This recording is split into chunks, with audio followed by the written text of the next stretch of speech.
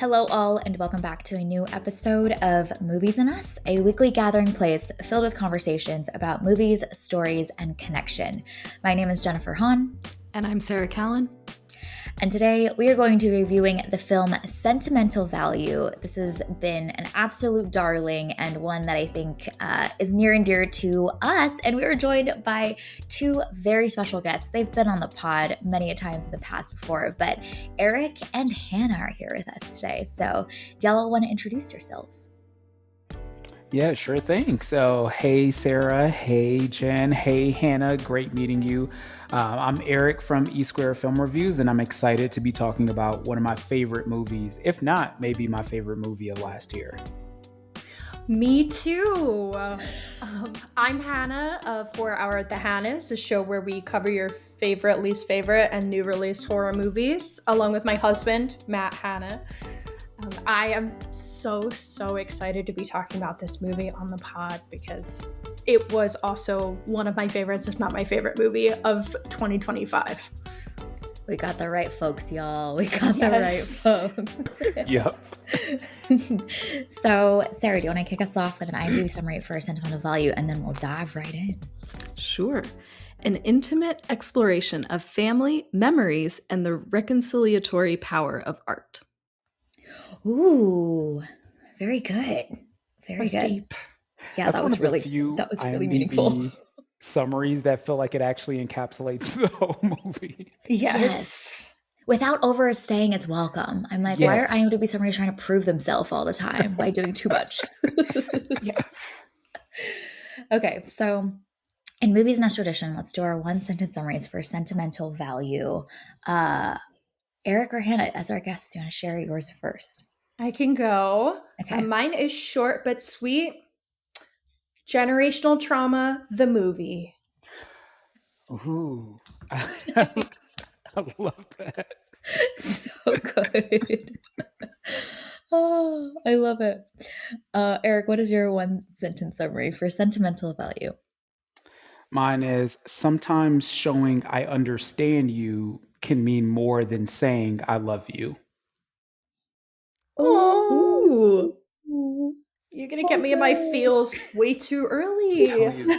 That's what this movie is for. That's what this podcast is for.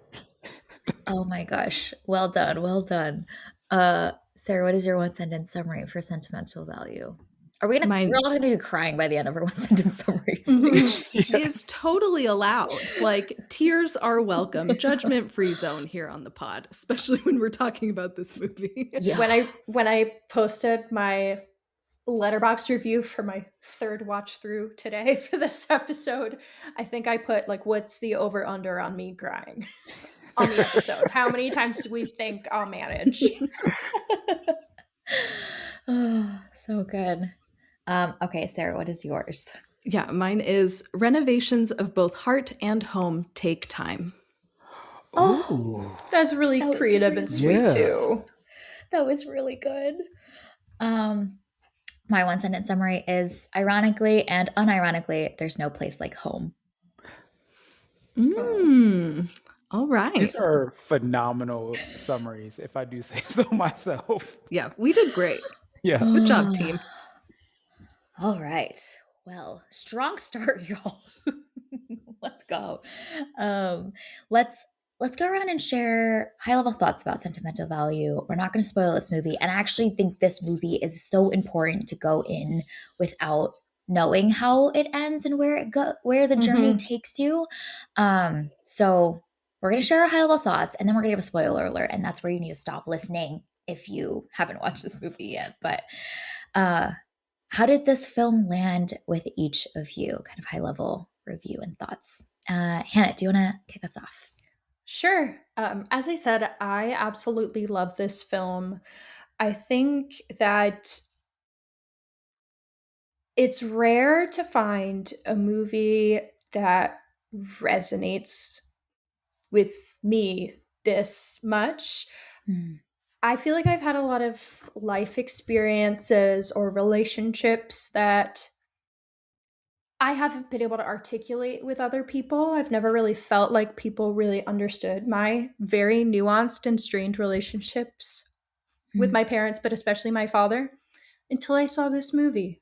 And I just immediately felt so seen between the particular writing of the film. I feel like it's so poignant, the performances, just the way it's all put together. I just relate to this movie on every level.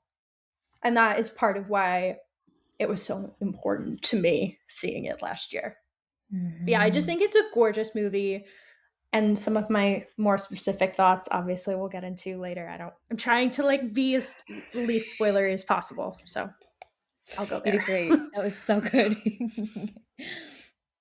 Yeah, it's so beautiful and rare and special when a film like hits so close to home. There's a lot that like resonate and touch on different parts of who we are, but when there's one that is like pierces past so much of the stuff to like be that gut punch, it's kind of a transcendent magical experience. Yeah. Yeah. And in a way, especially being seen in a way that you never thought you could see on a big screen with Yeah. another story. Mm-hmm. So good. Excited to hear about what those specifics are soon. But Eric, what are your thoughts about Sentimental Value? Also seems to be one of your favorite films of last year. How did this land with you? Yeah, I think I can't exactly remember where I had it in my rankings, but wherever I had it, it was too low. After seeing it again, I'm like, this should be two, maybe, yeah, this should be two or three on that list for me. Kind of going off of what Hannah said, when I posted my original review, I had a quote from that meme from Euphoria, which was like, "Is this play about us or something of that nature?" Where she said, Yeah. because what I love about Joachim Trier's movies is that he can take something that feels so big and make it, and it is very specific in this particular story that I actually don't have a lot of connections with, like my family aren't artists and we aren't actors and we don't express ourselves in this way. But then the core of it feels so universal that I think anybody that watches this movie can look at it and say, I see this as either a relationship with my parent, or I see this as a relationship with my sibling, or my sibling's relationship with my. I think everybody can watch this movie and find something that feels so specific to them.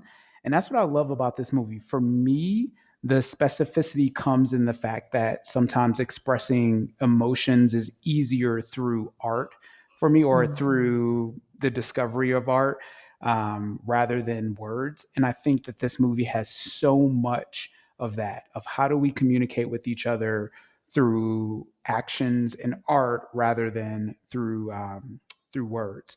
The other parts of this movie that I really love, without spoiling it, is that it is an extremely emotional movie. We all already reference over unders on crying and watching it several times and what that does to us.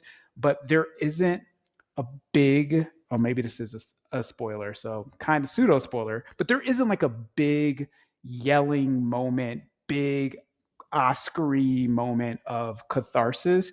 It's more in the quiet parts, the unspoken elements that we can then fill in the nooks and crannies with our own story. So I just thought this was a beautifully acted movie, beautifully shot movie, uh, and beautifully written because they trust the audience to fill in the gaps, and it felt so relatable. So, like Hannah, I'm excited to talk about how this connects, particularly with our own individual stories. But I think that everybody that watches this movie will have that feeling. I completely agree about the subtlety with both the script and the performances. And I do think that is part of what I love so much about this film as well. They're not hitting you over the head with what the film means, they're not spelling it out for you directly. They're not having this conversation where they very explicitly tell you this is what this person is feeling. And I absolutely love that. I feel like we get that far too often, especially in like the world of Marvel, where I feel like all of these movies feel like they have to spell it out so clearly. And so when a movie is able to capture how I feel so brilliantly without being that candid and while having that much nuance to it and subtlety is so beautiful. Yeah, absolutely. The attention to detail and in the smaller threads that are being woven together is kind of what makes this film shine. And it's different from like the melodrama that is often populated in the landscape, especially in Oscar Yes. buzzy Yes. films, you know. So yeah, it's exciting to see the Academy also like really recognize this too, which is a whole topic that we'll get to. Sarah, curious your thoughts on how Sentimental Value landed with you. Yeah, no, this totally worked for me too. This was in my top 10 of films that I watched in 2025. And I mean, for all the reasons that you guys already just said, Hannah, like you, like I usually don't feel seen by a film. Like I can usually like, oh, I kind of like get what's going on. I can empathize with that, but it's rare that I watch a movie and I'm like, oh, yep, got it. Like I know Yep. exactly what this feels like, and Mhm. that's what Sentimental Value does. And I love it's such a deeply emotional movie, but it does it in a way that feels so human because it's like you were saying, Eric. It's difficult to talk about our feelings. Feelings are hard. What the heck? Like, it's so hard to do So feelings. hard. And this film manages to infuse them in all of the scenes. And so we can feel what the characters are feeling without having to have those melodramatic conversations or anything. So it's just, it's subtle, it's nuanced, it's beautiful. There's also moments when I think it's really, really funny too. So I love how human this is, and it captures what it's like to be a human in a really holistic way, as we're just following these characters as they're just trying to live their lives, and they make mistakes and they make progress and take steps forward and take steps back. And I appreciate how well rounded these characters are in their journey in this film is. Yeah, absolutely. There's so much here. I think like just the text is so rich, which is really impressive for a film to do. I don't know if you all have seen Tar, but I had that same feeling after Tar of just like there's so much packed into this film and it's so layered, and I don't even have the time or capacity to think about all of it yet, but I can't wait to revisit some of those. So there's commentary about the state of art and how art gets made, and then how an individual artist channels their personal experiences into their art, and then how like whether responsibilities around making art ethically. So that's like there's all of that baked into this film. But I think what makes this movie really shine is how it can hold multiple truths at the same time. And oftentimes we have to distill down or boil things down into their simplest form because I don't know, creators think that like we can't handle it as an audience. But I love that this film says, no, actually, all of it is true all at the same time. The deep care and the deep trauma and pain can all coexist at the same time. And sometimes we only see versions of one or the other. And while those can feel satisfying, they only scratch like part of a feeling or emotion that we have. And the complexity of having to hold both of those things true at the same time, I think is very human. And like how to hold them together and how it's confusing to have to hold like care and pain all at the same time, I think is really beautifully depicted in this and hard to do without like excusing certain characters, but also still humanizing them as well. So I think there's a lot of that in here. It's a very gentle film to its characters while also still showcasing the effects that they will have on everything in their environment. So I appreciated that as well, because sometimes I think we either villainize them or condone their behaviors and empathize with them too much, or kind of give so much grace for them. And I think this film lands all of it kind of really beautifully in a satisfying way. So I appreciate that about this film. Hard to do, really hard to do. All right, so spoiler alert, if you haven't seen Sentimental Value, we're diving fully in because there's so many specific like moments and scenes and choices that this film makes that we need to talk about. So yeah, where should we begin? Like what are some of the big scenes or moments that I feel Can like I- okay, Hannah, go. Hannah Can is I- ready. Hannah's Well, ready. I would like to begin with the beginning That's why I was very excited to speak. So, I think the introduction to this film is absolutely brilliant. It kind of starts with this narration, the story of the house, and it Yeah. makes it clear this focus of this story is going to be, yes, focused on Nora, but it also makes the house a character. And even more than that, it highlights that this is going to be a story about all of the lives that have been lived in this family home and that it will be a generational story. It's not Mhm. only focused on Nora's experience in the home, it's all of these other stories that have happened there. And I think that is just such a brilliant way of opening this movie because I do think, yes, a lot of the film is focused on Nora, but she is just really, while that is the lens that we are kind of seeing the film and the world through, she is just a small piece of that because we also have her father's story and his mother's story, as well as her sister and the Mm. fears that her sister has with her son as well. So I think that introduction really sets that up for us in a really beautiful way. And it is just a very compelling opening narration, in my opinion. And the house is beautiful and has a lot of character. So. And then also we right after that get the introduction to Nora, which I love how they introduce her because it's another one of those beautiful show don't tell moments. We talked about how this movie is very subtle and it doesn't need to scream it and spell it out for you. And I think her introduction is a very perfect way of telling us, like, look how severe her anxiety is Mhm. without directly needing a character to say it or her to vocalize it to us, to the camera. Mm. And I love the contrast of those two things. Like when you first start the film and you're hearing this narration and you're seeing this house, it's almost this like magical world that you're entering into. There's something like whimsical and really beautiful and kind of inviting. It's like this like storytelling kind of moment as you're entering into the house, and it's like, oh, this is cool. There's obviously hardship there that it brings in, but it puts you in like a certain frame of mind. And then we go to present day Nora as she is freaking out, and I love that tonal shift that happens. I think that that's really smart to kind of like bring us up to speed. And, you know, it's almost like we're seeing this house through what like little Nora saw the house. And then we're like fast forwarded into this is how she is today and how she's seeing her world today. And I just thought that that contrast was really brilliant.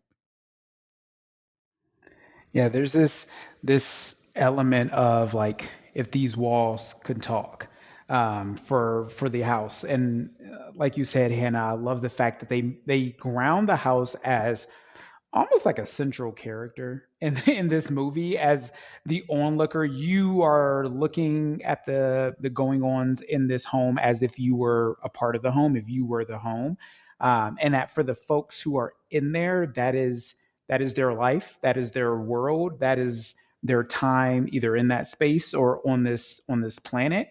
But longevity, this building gets to see several of those, and there's almost this superpower that the home gets of being able to see the through line of generations that we don't necessarily get to see as an individual. We can think about it and conceptually think, oh, my grandfather did this or my grandmother did this, but the home gets to witness all of the little actions that build upon each other. So I love that they started with the home, and then, like you said, Sarah, the juxtaposition of going to present Nora, who is anxious and is an artist, but kind of expressing this before she goes into the art, expressing it in such a sometimes annoying way. If I if I were working on that production, I would be like, "Girl, just get out there."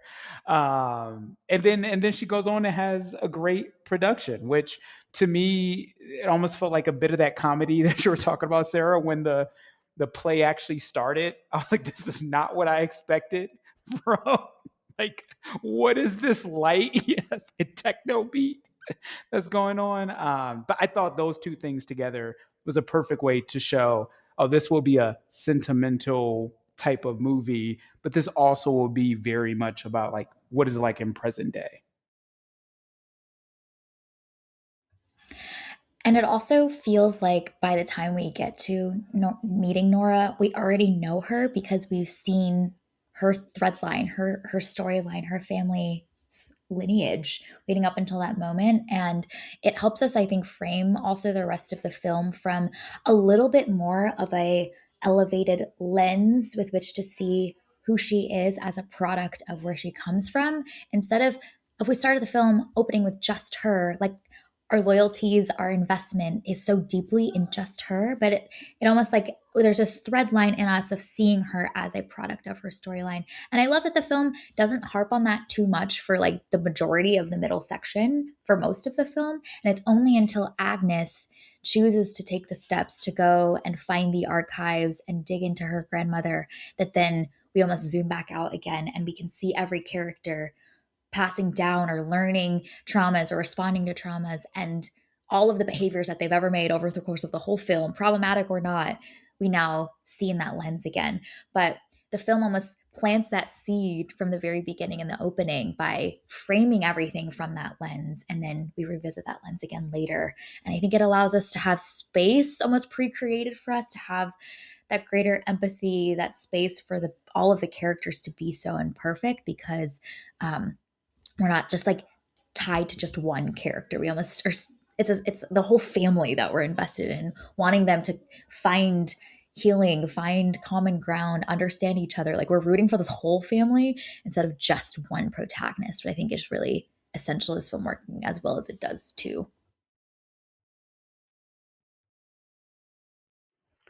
Yeah, and you bring up Agnes as the sister, and I will say on this rewatch, she is who popped out more to me. I was excited about this movie because of Joachim Trier and because of Renata Rensve, because of Worst Person in the World.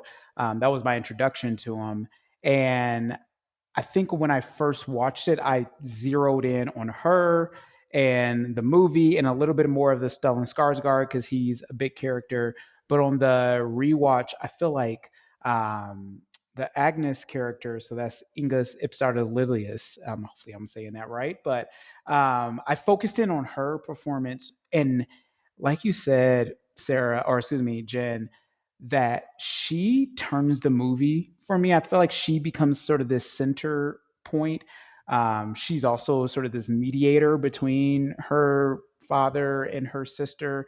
But I think for the movie, she's the one that goes and gets the information about the Stellan Skarsgård's character's mother, and she's the one that brings and basically forces Nora to the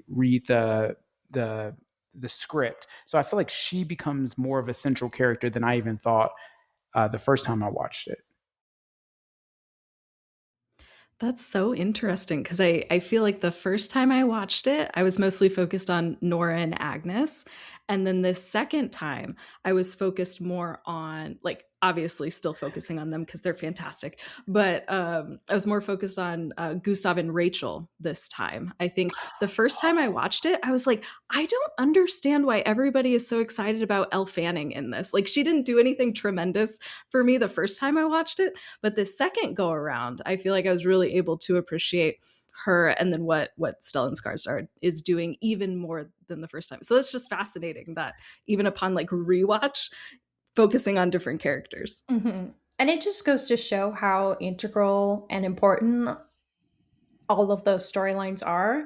I know for me, first watching it, I since I relate the most, I would say, to the relationship between Agnes and Gustav, I would say that is kind of like where my focus was on the two of them. Um and I still have to say I still like end up focusing there the most because again, like that is more similar to my life story, so of course I'm going to gravitate towards that, but I love the character of Agnes and how she really is almost the catalyst for her sister to kind of let their father in, not because she's like pressuring her to do any of that, not because she's telling her like you have to let him in, but just because she very gently shows her the script. I just think that whole scene is very beautiful. The understanding that the two sisters have with each other and the way that they are able to, or at least that Agnes is more able to articulate the differences in their childhood experiences. I think it is this really gorgeous moment. And I think they both give such a stellar performance throughout the film, but especially in that scene where they're reading the script for the first time. I love the idea of the script just being his way of being able to express himself in a way that he's not able to verbally, and the fact that Agnes is able to see that and then give that gift to her sister to be able to understand as well. And I find it when I watch it and I think of that Agnes character as that mediator, and even in that conversation where she says, or Nora says, like, we lived in the same home. Why are you not messed up in the same same way as me? And I was thinking of just there's this unseen mom character that's there. But a lot of us with our parents can identify the parent that we are most alike, that we get a lot of our personality traits with. And sometimes that parent ends up being the parent that we clash the most with, and that we understand the most, but we don't understand them the most for some reason because we're so similar.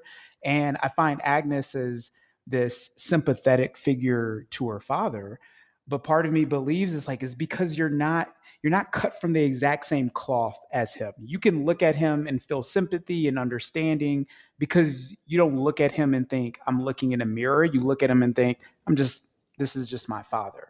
Whereas Nora looks at Gustav and says, this is me. This is you are the person that should get me the most, and you're the person that abandoned me the most when I needed you.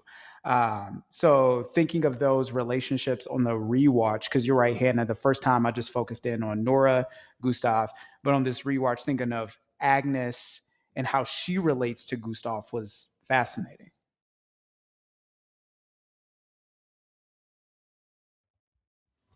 It's so true that a lot of the the pain can come from the relationships that felt like we're close, which I feel like Agnes really expressed well to her father, around like we had that time on set together and then you vanished. And that gap in expectation, that void that was created, that connection that was all of a sudden severed, and she's just left wondering what happened is almost more painful because there was the hope of a relationship, there was a hope of a connection.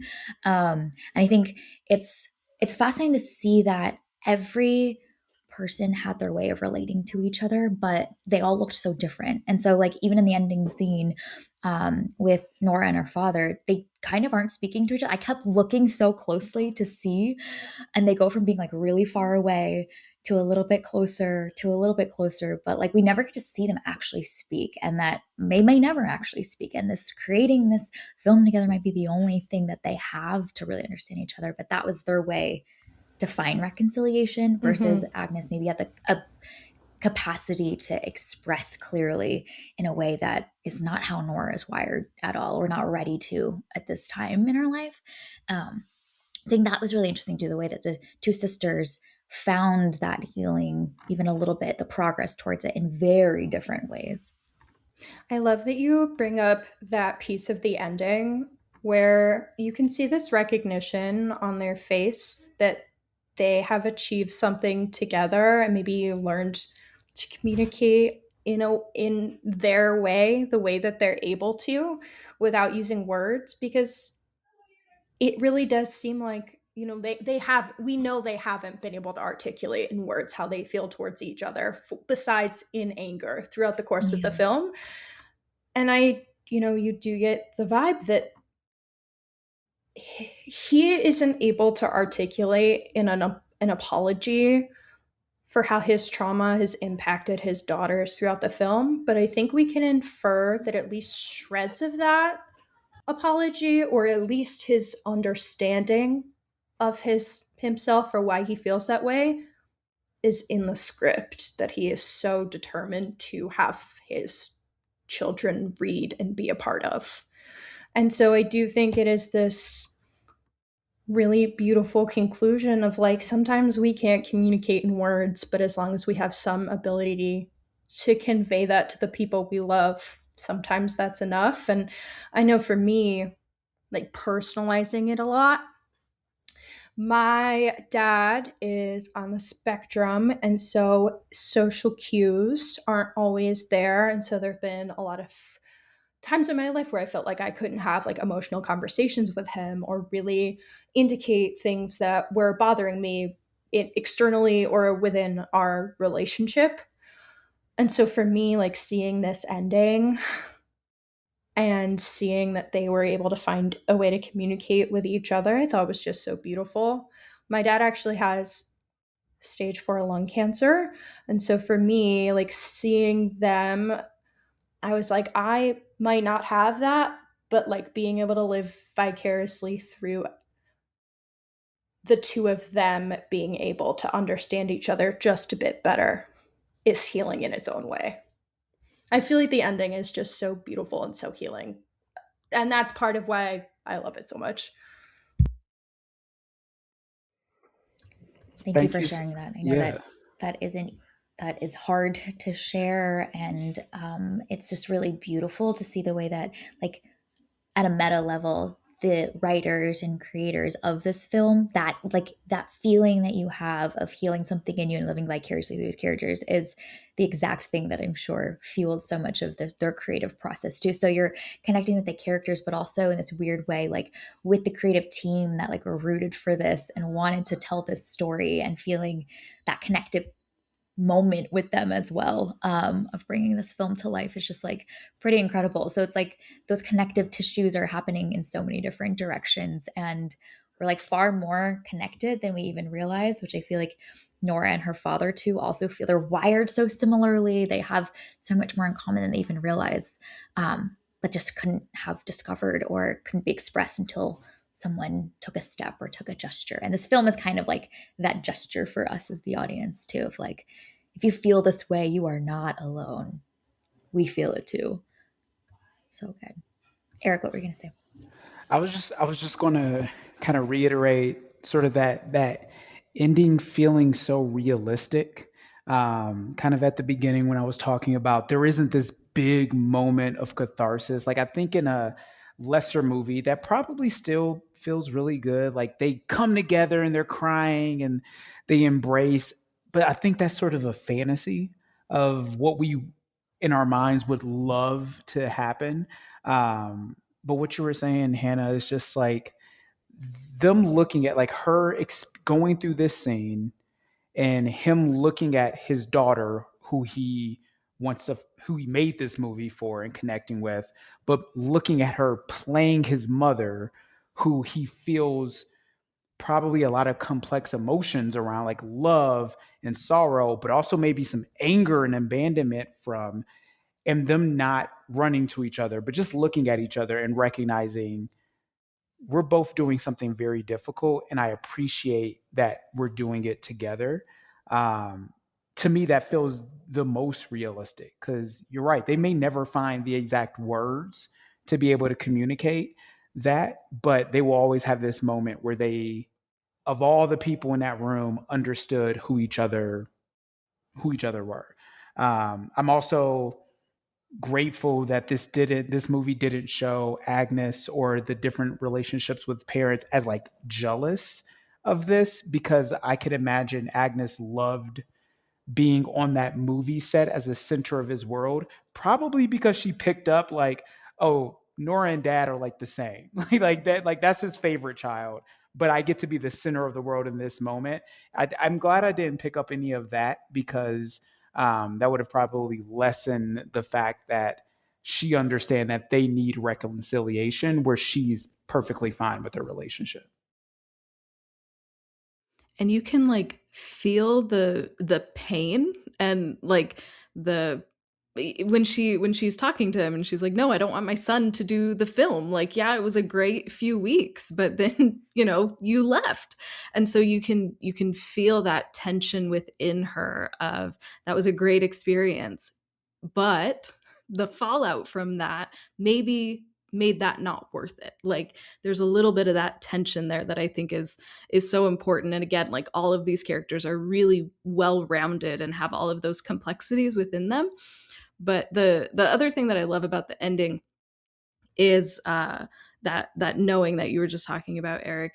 We see something similar to that happen kind of in the middle of the film, but used negatively. So they're at Eric's birthday party, and they have that moment outside where they're civil and they're fine, and then they go back inside. And because they can read each other so well, they're picking each other apart. And so I love that we have that moment in the middle where we see the destructive side of that knowing, and then by the end of the film we see like the positive, beautiful side of that knowing. So we get to see how that understanding of another person can be used negatively to harm, or it can be used like positively to heal. I like that you mentioned the party as well. I love that scene. And something particularly interesting that I noticed is it's very clear that Gustav is very protective of Rachel. He's kind of taken on this fatherly figure position towards her, which is really sweet. But then when you think about it in the context of the fact that he hasn't been present for his own children, it is very difficult. And I think in that scene, it is so clear how triggering it is to his daughter to feel like he is protective of this other woman my age, my career, etc. But he hasn't been protective to me. And I think that's another piece of why she is so frustrated and angry during that scene. And I do think that part of him is, again, like, we never get like a clear apology from either of these characters. Them working together kind of feels like the silent apology and silent forgiveness. But I kind of see part of him working with Rachel and taking on that mentorship role, the pseudo father figure role to her as well, as part of his apology, or trying to do better than what he did for his own biological children. And I love that Rachel can sense that. Like, She is clocks, very perceptive. she clocks Yeah. it so fast. You had me dye my hair the exact shade of Yes. brown. This is really weird. She's just like, this is really weird now. I need to get out. You guys have Mhm. some things to deal with.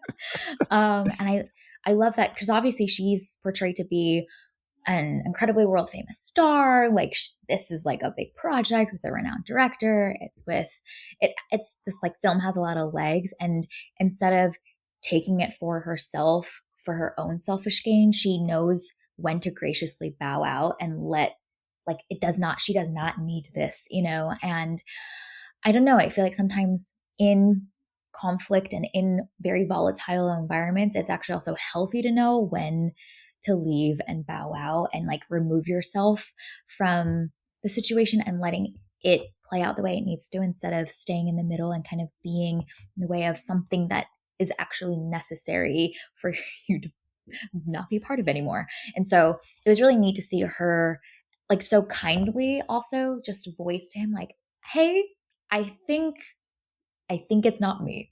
I think you envisioned this for someone else. And who knows how that conversation may have also changed, like kind of broken the bubble of Gustav's delusion too. Like, he has to face himself because she was willing to very clearly articulate to him like, there's something you're working through here, and I know it's not for me, and you know it's not for me too.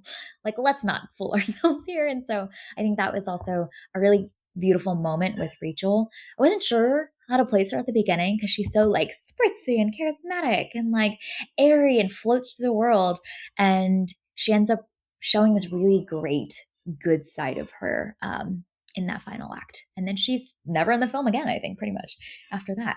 And the family is left to figure out things for themselves. So I just love that she knew when to dip out. Yeah, there is another moment of laughs for me was when she was practicing her accent, and it was at that moment I was like, "Girl, you know this is the beginning of You the, know. the beginning of the end, practicing this accent." Um, Mhm. there were a couple of parts where I thought Stellan Skarsgård played Gustav so well because Mhm. he's clearly like bubble of illusion or delusion around this American actress can do this role and it's going to be fine. But there were a few moments on like the table reads where you look at him and you can just tell that he's like, I really wish my wish my daughter was here, but he was protective of her, and he did like nurture her when she felt like she was failing. That I thought was beautiful, but Yeah. I mean, he knew that he wanted Nora in that particular role, and that conversation they had, I thought was really beautiful. It was almost, I mean, it was a breakup in a sense, but it's almost like watching the best version of a couple's breakup, where it's like, you know that we're at the end of the road. I know it, you know it. We love each other, but we got to go separate ways. I just watched that. I was just like, this is a very beautiful, healthy way So healthy. um, to separate. The last thing I'll say about Rachel slash Elle Fanning that I thought was really well done was when she finally met Nora and talked about the role. And again, talking about things that just are unsaid. When she said, I can't crack this character. I can't figure out what's going on in her brain. And no words are said, but we all know that Nora is sitting there thinking, oh, I know exactly what's going on in this character's brain. Like that's the And easiest thing to understand. And I love how they are able to, again, show it without saying it later, just contrasting how they read the scene. And I heard somewhere, I don't know where I saw it, and I did not write down the exact quote, but they read the scene slightly different. There's a phrasing difference between how Rachel reads it versus how Nora reads it that changes the meaning as well. That's, mm, oh, so it's so cool. good. Yeah. That just makes me excited for my third watch because Yes. I'm like, I didn't even notice that. Yes, I'm excited now. Yeah. And there's so many like setups and payoffs, like seeds planted in that too, with Nora saying earlier in the film about her stage acting performances and stuff. She says, I work through my feelings on stage because I can't access them. It's harder for me to access them in real life, but I like that's my catharsis. And so there's this personal healing that she's also experienced to relive something that was a really traumatic experience for herself in playing this character too, that I think is also like baked in there, and it needing to be done this way through art instead of maybe in other means or directly in therapy. Like this is her therapy. It's to do it and play this role and like revisit some of those things but channel them differently this time around. Like I think there's something really cool there, and the film sets up for that all the way back in the opening scene where we meet her. And they do some really clever editing where I noticed that we don't ever see Nora fully emote in person. Like there was a scene, I think it was when she like put Eric down to bed and she started crying and she walks out the door and then walks out and is sobbing and we realize she's doing a performance. There's this element of like this woman doesn't express emotion unless she's on stage. And of course, towards the end, there was a couple of moments where she allows that to go through, namely the scene where she's reading Mm, the art, which now that I'm saying it, that could be a form of performance in her as well. That she's yeah. only able allowing herself to cry and show hard emotions when it's in a form of art. Mm. And as someone who does not express emotions easily, that is so relatable. I'm like, oh my god, I can do this IRL, but like, give me another medium, and I will feel the catharsis that way. It's too scary to do it for real, for real. My gosh. Being a person is scary. Being vulnerable Yeah. is scary. Poor So I Meg. think we can all relate in some way, shape, or form to Nora's experience there. Yeah. Something that I also think is really interesting when it comes to the script is that it's written about parts of his mother's experience. He says he wrote it for Nora and that she feels very seen by the experience. But I think it's also clear that there is a big piece of him in this character as well. It kind of leaves you questioning, like, who is this character that he has written? And are they just also similar? Because as a family and Yeah. as a lineage, they are very similar. And I love that throughout the film, he says, "It's not my mother." And so, like, Rachel keeps being like, "Man, it's weird that I'm playing your mother. Can you tell me about your mother?" And he's like, "It's not about her."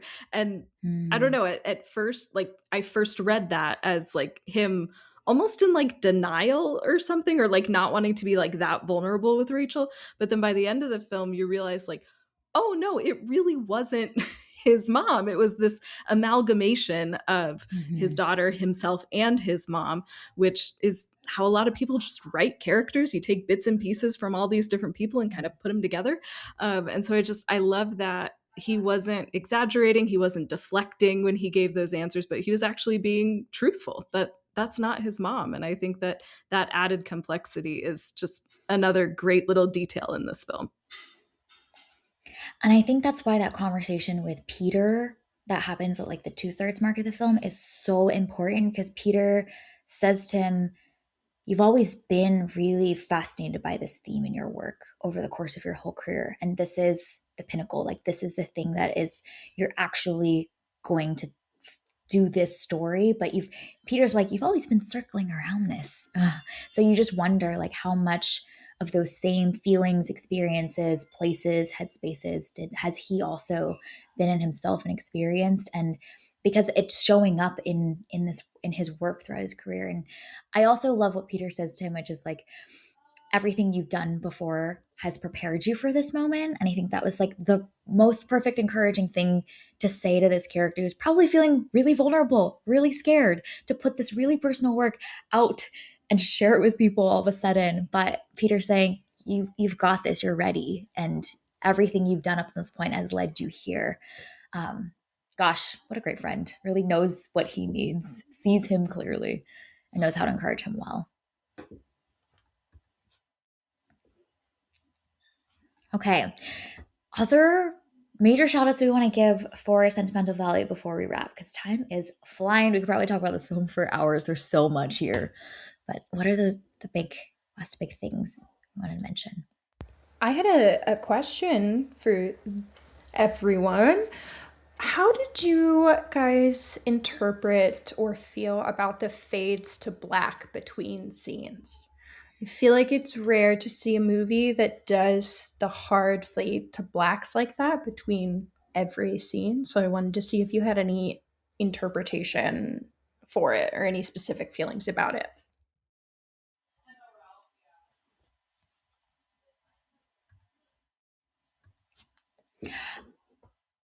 I thought it was a really cool device because I feel like it allowed me to sit with the emotions of the moment, and like almost a forced slowing down. Like when my instinct is to like barrel forward to like find out who all of these people are and like propel forward in the plot, the film's like, just breathe, sit in it, and I will lead you to the next moment. There's also like another interesting thing around like using fades to black, almost like scene endings in like stage performance, but then it's straddling like the created world versus the filmed world, and it's playing with that, and then obviously it plays with that very literally at the end of the film.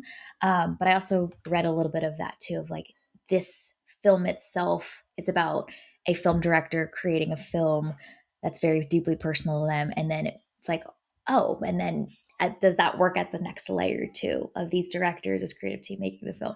So I thought that was neat too. But I mostly, like at an experiential level, felt like it was forcing me to slow down, which is not my instinct to do at all, especially in a film with such interesting characters. I'm like, oh, what's going to happen next? And so I'm just like, breathe, feel, and sit with things.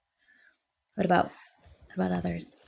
Yeah, I was just going to mention the same thing with the stage performance or the performance in general. This idea that when we're in front of people, we are performing in some form or fashion. And the only reason Mm. why I really connected with that is because there were some times when it faded to black, but it kept like the central character as almost as if they were spotlit on a stage. And then in that transition that I mentioned earlier about like going through the door, she went through like it was black and then started Yeah. crying and then the camera plans away and it's like, oh, you're in a black box theater. um Mm. I yeah I but I it does force you to sit with scene to scene and like here's what this means, because the story Mm. isn't just like one continuous narrative. It's like Mm. here's one shot of a relationship, we'll go to another shot of relationship, and you have to piece these things together.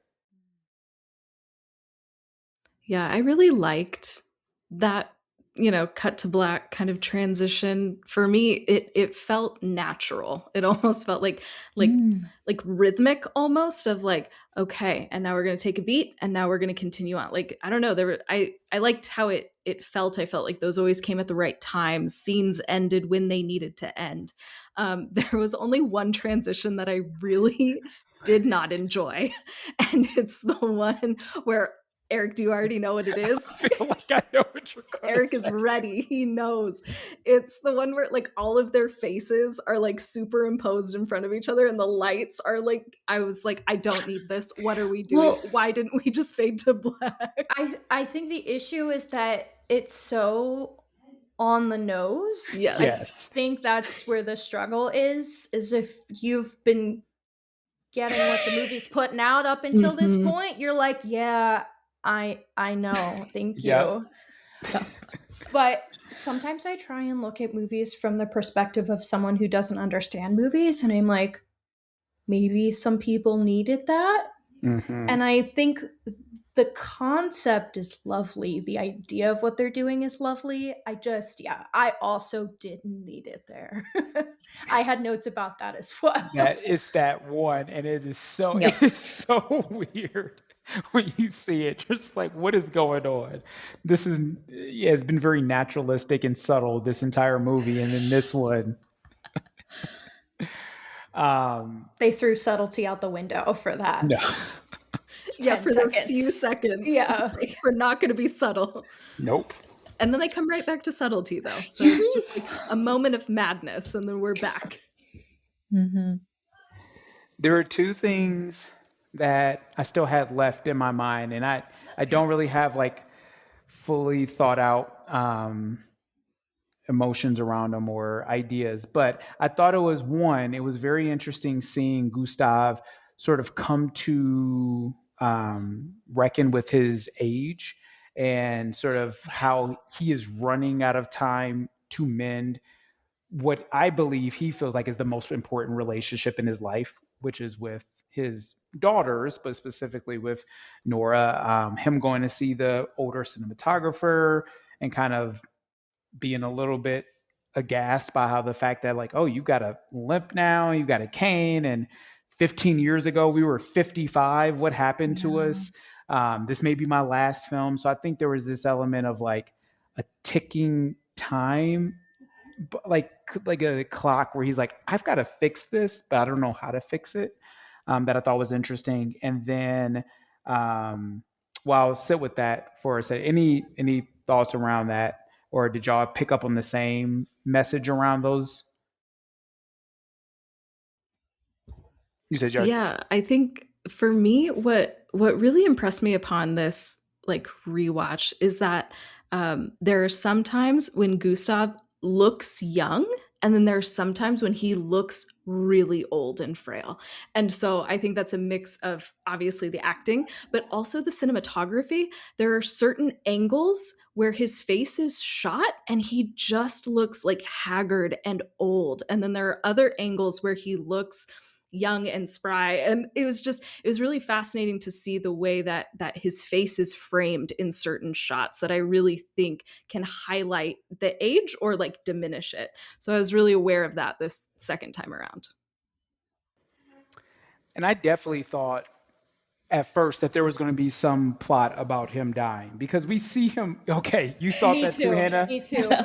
I saw this early at the Philadelphia Film Festival, so the only thing I knew going into it was awarded at Cannes and it got a crazy long record-breaking standing ovation. But I did not know anything literally beyond that. So I am like at this big premiere and midway through the movie, I tap my friend who I brought as a guest and I like tried to do my best whisper because I didn't want to be talking in a theater and just said, if this man dies, I swear to God, I'm going to lose my shit. Because I had this moment of kind of, I think, the fear that I almost have in my own life of like, if he passes away before they're able to come to any level of reconciliation, I will be heartbroken. Not because I lost this character that I'm uber connected to, but because of what it means for their relationship. Yes. But I'm very glad we did I'm not Either. get that Yeah. story. so Because I think happy. what we do get is very healing. And the film plays with that expectation too, which I love. It's so smart the way this thing is paced because there's that scene on the beach where he passes out and then we don't see him for so long. We go to Nora as she's just like going about her life. And that whole time it's like, did he die? Is he sick? Is he in the hospital? We don't know. And I love that the film did that. There's also a lot of foreshadowing that he has some sort of heart problem. He takes his Yeah. medication when he's on the beach. And we know he's doing a lot of drinking. They make reference that he drunk calls Nora all the time, and then we see him do it. So there are a lot of these moments where we're like, oh my gosh, that could contribute to a continued heart issue that could kill him. Yeah, it's done really well. It's very smart. And yeah, that was my only other point where Hannah, you said it, you segued perfectly with the drunk calling of like the truest emotions comes out sometimes when you're drinking, and I was just because the whole time we've talked about like how he doesn't know how to have these words or he doesn't have these words that he wants to say to her, but the second he drinks, he's talking on that voicemail so long that it cuts him off. I'm like, this is like a 10-minute voicemail this man is leaving. So I thought that it broke my heart a bit because it's like this is him trying to express his emotions just in the complete wrong way. But it also felt very true to reality. Yeah, I thought it was like devastating but also really sweet. And then we get one of the silliest like comedic moments is that he wakes up hungover and cleans up the spill with the entire roll of paper towel, which I'm Jotted just that so note. flabbergasted by. I just needed to bring up moments of the humor because obviously this is in ways a very heavy movie and conversation. But the paper towels, I was like, what is this old rich man doing? Does he not know how to use paper towels? What's happening? And then the Netflix joke was also just Very incredible. No, good. no, it's Very beautiful. satisfying. The IKEA stool that was The that IKEA was stool, I laughed. I have laughed out loud every time I watched it, and I've definitely watched it with people who have like slightly less morbid humor than me. So when I'm laughing and they're like, "What the fuck?" I'm like, "Oh my bad, sorry." It's like I would make the same joke. That's hilarious. But we need those moments of yeah. We levity do. because that's real life. It's so good. I jotted down the giant roll of paper towel. He also It's like so funny. it's not like he grabs the paper towel to like sop it up. He actually goes to the sink to wet the whole The roll of whole paper towel. roll. The whole row. I was just like, dang, that's a great idea. Let me try that next time. So As he funny. wastes the entire roll of paper towels. Man said, I don't care about the environment, just gotta Nope. clean up this table as fast as I can. Oh, it's so good. And then whoever mentioned the editing earlier, it's like a hard cut to like, and then Rachel's perched on that same table that he cleaned Yep. up like 20 minutes earlier. She has no idea. Yeah, so good.